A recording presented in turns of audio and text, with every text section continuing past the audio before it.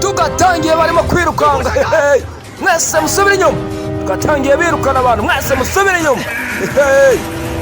iyi ni coming soon twigarukire hano mu ivuriro twageze ku muganga umuganga arimo kubaga umuntu barabaga kumbe barimo gusohora abantu babangira kwinjira ku muntu wabo bagiye kubaga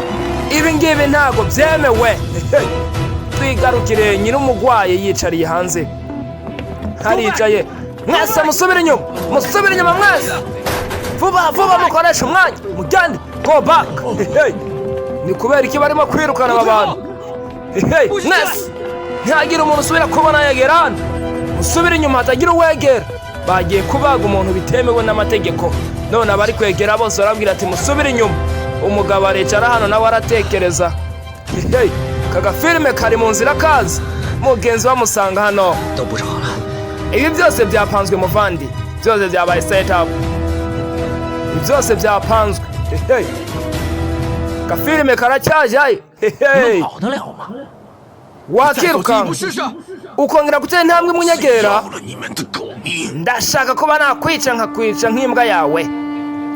ikigabo kiraza cy'ikibosi dore kirato dore urukweto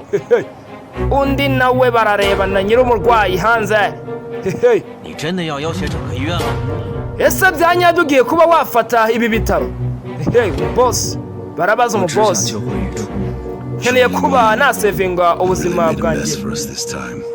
ariko ndi kubona Shirming ariko arabigira big deal undi hano ati ndashaka undagukeneye winjira muri iyi gate nkwica akivuga bakubisara bamenagura